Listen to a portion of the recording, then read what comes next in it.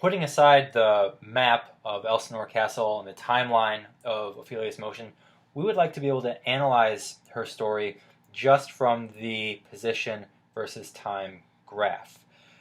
Let's see if first we can reconstruct what happened from looking at the graph. Starting at time equals 0, when Prince Hamlet walks in, Ophelia is standing here at -8 meters. She doesn't notice him at first, and for 2 seconds she just stands there, not moving, until she does finally notice him. We call that event B, and then she starts wandering away from him in the -x direction for 2 seconds, until she notices the ghost of Hamlet's father. This stops her in her tracks, and we see that she is stationary, horizontal line here, for 1 second, at which time she begins to run in the positive x direction. See, this curves upwards. She's accelerating and now moving in the positive x direction. She's running for 3 seconds until smack, she hits the pillar. There, she's no longer moving for 2 seconds, horizontal line. She's not moving. And then here at event F, we see that she starts moving back in the -x direction, slowly at first, then she picks up speed, she's accelerating, and then slowing down, coming to nearly to rest here after she passes up Hamlet by the door, keeps going past him to event G right here. Okay, there's her whole story. Let's look at some different legs of the journey and see what we can calculate.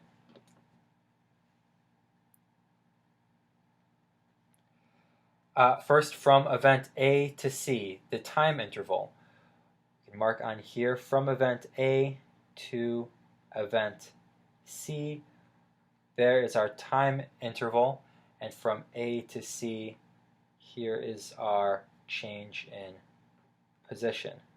We marked our delta x and our delta t on there. Delta t, final time is 4 seconds, starting time is 0 seconds. So our delta t is 4 seconds. Our delta x, final position is -12, initial position -8. So -12 minus -8 meters gives us a displacement of -4 meters. She has moved in the -x direction. The distance she has traveled, so looking at the graph here, we see that she's not moving during this time, and then she is moving only in the -x direction from B to C. She is not doubling back. She is not overshooting C and turning around. She's moving in the -x direction the whole time, directly from B to C. So we see that she moves a distance of 4 meters from there to there. She's traveled 4 meters. To find her average velocity, we know that that's the displacement over the time interval. So -4 meters divided by 4 seconds, -1 meters per second, her average velocity during that time. Okay.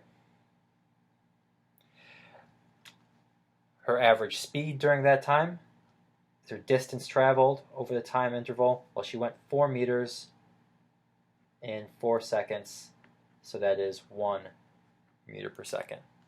Her average speed is positive, of course, because the speedometer always reads a positive value, but her average velocity is negative because she was moving in the -x direction. All right, how about from D to E? Let's mark our time interval from D to E. There's our delta t. Looks like 3 seconds there. And our displacement, from there to there, that's our delta x from D to E. So we went from 8 seconds to 5 seconds, or rather 5 seconds to 8 seconds. So final minus initial time gives us an time interval of 3 seconds. Displacement, final position was 12 meters. Initial position was -12 meters. So final minus initial, 12 minus -12, gives us a positive 24 meter displacement. Our distance traveled. Let's look at the curve here. Starting from D, she moved in the positive x direction directly from D to E. At no point did she double back or turn around or overshoot. No, she went directly from D to E. So we know that she went directly from here up to here. She moved 24 meters. Average velocity, delta x over delta t, our displacement over time, 24 meters divided by 3 seconds, 8 meters per second. How fast is that? Remember our rule of thumb. A meter per second is about 2 miles per hour. So that would be about 16 miles per hour, a little bit more than that. At her average speed, we take her distance traveled over the time interval, so 24 meters she went over 3 seconds, 8 meters per second. Here, her average speed and her average velocity are the same because she was moving in the positive x direction and she went straight from this point to that point with no turning back. That's why these are the same. Okay, how about from H to I? Notice I've added a couple extra events here. This event H is just some moment while she's fleeing the ghost, and event I, some moment while she's stumbling back towards Hamlet. Our time interval we could mark there from H to I.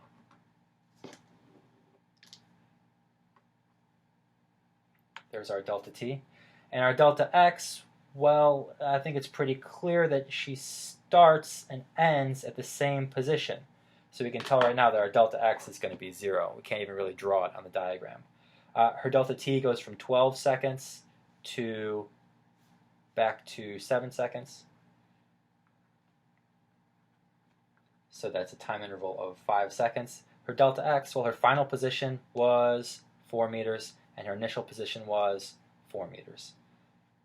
So her displacement is 0. Her distance traveled, however, is not 0. We see that from H, she was moving in the positive x direction. She went 8 meters. She went from here directly up to here without turning around or doubling back. So she went up 8 meters from here to here. Then she was still. Then she moved directly from F to I. Directly from here back down to here, that's another 8 meters. So 8 meters up, 8 meters back. Total of 16 meters was her distance traveled there. Once we got those, easy enough to get her average velocity, just delta x over delta t, 0 meters per second. She ended up where she started, so on average, her velocity is 0. It was positive for a while, it was negative for a while, averages out to 0. Her average speed, however, is the total distance over the total time. Total distance was 16 meters in 5 seconds, which is, squeeze it in here, 3.2 meters per second.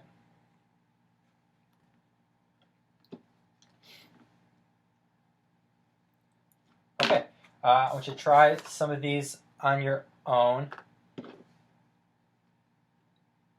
Go ahead and work out each of these quantities over these intervals. So from A to F, and from D to I, and from H to G, each of those I want you to work out the time interval, the displacement, distance traveled, average velocity, and the average speed. Pause the video for a moment and work those out. Ready? Okay, here are the results.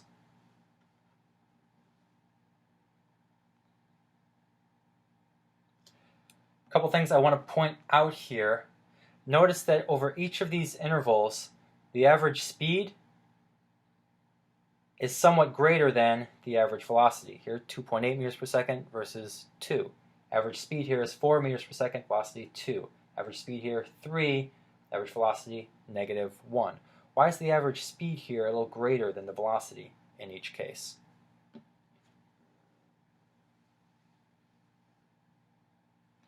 Going from A to F, notice that for a while she moves in the negative x direction, then the positive x direction. So for a while her velocity is negative, then for a while it's positive. So the negative part and the positive part average out to be closer to 0. Same thing when going from D to I. For a while, her velocity is positive, then her velocity is negative. So those two segments are going to average out to give a velocity that's smaller, that's closer to 0. And likewise, going from H to G, for a while it's positive, then for a while her velocity is positive, then for a while her velocity is negative. So they're going to average out to be a smaller number, something closer to 0 than the speed.